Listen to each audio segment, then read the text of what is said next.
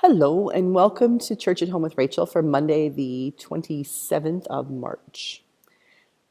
Today, I'd like to talk about something that I touched on the day that I talked about suicide. And I had one of the members of our community reach out and ask me if I'd talk a bit more about it. And I want to talk about MAiD. Not MAiD as in I made my bed, or MAiD as in I have a maid to make my bed. But MAiD, M-A-I-D, medical assistance in dying. Now, I don't know where you are in other parts of the world, in the States or in other parts of the world where people are watching from, but in Canada, this goes up and down in people getting really riled up about it. So essentially my understanding of it is it's not euthanasia. It is a choice that a person makes for their own life about when they want to end their life and how they would like to do that. And hence, it's not suicide because there's an assistance in death. So for instance, say I had ALS, Lou Gehrig's disease, just an absolutely insidious disease that shuts down the body but not the brain. So people who are intelligent, thinking people who have been active their whole lives eventually find that they cannot communicate. They can't go to the bathroom by themselves. They can't feed themselves. They can't even say to somebody else, I need a Kleenex. I need you to take me to the bathroom. I love you. They can't speak. They lose the ability for their body does not, the synapses aren't working somehow. And so they're there in their heads. They're very aware. When they're in pain, they know they're in pain, but have no way of communicating it. So I use that as the sort of extreme example of a case where MAiD may come into place. So essentially my understanding in Canada is anyway, that if a person wanted to determine how they would die and when they would die, they would have to sit down with their doctor, psychologists, and people when they were still of sound mind and body, that they could make these decisions, that somebody outside of their circle, someone who could not be influenced by emotion or the will, their last will and testament, or things like that, could help them make that decision to determine, is this person able to make this decision on their own? Are they being pushed? Are people pushing them not to make the decision? Are people pushing them to make the decision? Do they truly understand what this decision entails? And is it truly their will? So I had ALS, and I said to my husband, Rob, I don't want to live like that. I don't want to be a brain trapped in a human body when I can't tell you how much I love you, when I can't touch your face, when I can't express to you all the things that are in my heart any longer. I want to go home. I want to be with God then. So after we had the big fight, Rob was frustrated with me. Hopefully he would say to me, okay, let's start the process. So we would talk to my doctor, and then we would hopefully go from there. And then I would be assessed by a psychologist and other people, multiple people, who would then take a look at the case and say, okay, Rachel is of sound mind and body. She's aware of what she is choosing to do. And she has all of her ducks in a row. Like she's talked to people. She understands what the ramifications are, that she is choosing, when she gets to this point in life, she is choosing to die. And so then when the time came, then I would then have medical assistance in dying. And if I'm not sure, but part of the conversation at one point was that it would have to be at a point when you could still do it yourself. So it wouldn't be euthanasia, someone else coming in and doing it. So the doctors would prepare you and give you the ability to overdose on morphine or however it might be. I could be way off. I didn't do research for this. I'm just remembering conversations that I've had and what was presented early days back when I was in Halifax. This was becoming a big thing in the news, and the hospitals were dealing with it. There was a lot of pushback by people saying, that nobody should take their own life. Okay, I understand. People thinking of it as suicide, that people are choosing to end their life because they are feeling desperate and there is no hope. And the point being that for me, the distinction between suicide and MAiD is that MAiD is a conscious decision the person is making to end their life when on their own terms. Suicide, from my understanding of suicide, is when a person makes the decision to end their own life when they are not in a place where they're able to think clearly.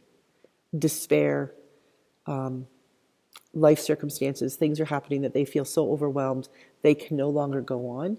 And in that moment, they choose to end their life with the hope that then all of this hurt, this pain, this loneliness will disappear. So more of an impulsive decision, even if it's something that's planned, more of an impulsive decision versus something that is maybe isn't in the public realm, but certainly is in the realm of a community of doctors and nurses and family and people who are helping that person to make that decision, who are supporting them. So there is a significant distinction for me between suicide and medical assistance in dying. Now, sometimes I've heard people argue palliative care. There's no reason why when we have state-of-the-art palliative care that someone should choose to die. Because if we're talking about somebody being in pain, we have ways of mitigating the pain. Palliative care, I've got a little bit of training in palliative care long before I became a priest. And it's a beautiful, beautiful gift. Palliative care is our ability as a world, and it's not just doctors, it's priests and doctors and family members and even the janitor who's in the nursing home or the hospital with them. It's everybody within the sphere of the person who is dying, and palliative care is for those who are dying, who brings comfort, who changes the way they do things. So one case in particular I know of, when I was in Stratford, they had a palliative care unit. And when I would go in to visit, there was a custodian, a cleaner, who loved being on the palliative care unit because instead of rushing to get all the rooms clean and then just go home, he would go in and he would have his little radio and he would sing and he'd chat with the people and he'd ask them how they were doing. And as he cleaned their space, he made sure that, he'd dust the pictures on the walls and the windowsills, and he would straighten their bedclothes, and he'd just make sure that they felt that their space was comfortable and that they had a dignified place to be. And that was the thing about palliative care. It was a whole team approach. It was the nurses and the doctors and dietitians, the priests, the clergy, the friends, the family, anybody who might be coming in and out. These are all people who were working toward the goal of keeping someone as comfortable as possible until their body was ready to just let go and they could die. And that's fantastic. And in most cases, I would say if you have access to solid palliative care, that is a beautiful way to end your days. But in some cases, for instance, like the case of ALS, where your pain isn't physical, it's more mental and emotional. How do you live knowing that you have all these things in your head, that you still know how to read and you like to watch TV and you like to cheer for your hockey team and you love to make love to your spouse, and yet you can't do any of those things, nor can you even tell them you want to. The hockey game, some lovely, kind, caring person might know you love hockey and put on the hockey game, but if you're me and they put on the Toronto Maple Leafs instead of Montreal Canadiens, well, no good there. And you can't, if you have ALS, you can't tell them to change it to the other channel. You can't read a book for yourself. You can't comfort yourself. So in some cases, palliative care, especially with something like ALS, which doesn't just necessarily kill you, it can linger for many, many years. Palliative care isn't always the answer. The other part of palliative care to keep in mind is that if you have access to good palliative care, it's beautiful. But how many people have that? Good palliative care will happen in hospitals, in hospices, in places where the nurses and the doctors are trained, that they aren't there to save lives, which is the general gist of most doctors and nurses. They're there to make lives comfortable, to make people have their last days have dignity and integrity and comfort. And so if you live in a place like Halifax where you have access to a hospice or you have access to the care that you need in your own home, that's fantastic. But what happens if you live out in the country? What happens if you don't have access to those very things? Like, for instance, the easy ability to have your drug level increased when your morphine is no longer working, the ability for the doctor to come quickly and increase your morphine and keep it increased, rather than your child or your spouse having to call up the doctor and getting an appointment in 2 weeks and having them come out and say, well, here's your prescription, but you can only have this for 3 weeks and you'll have to come back again. Palliative care, while an absolutely beautiful, beautiful option to have on the table, is not always an option available to everyone. And sometimes I think we need to remember that we shouldn't just, as difficult as it might be with our religious backgrounds, with our sense of our sense of life and what we think it is about, sometimes it's just not viable.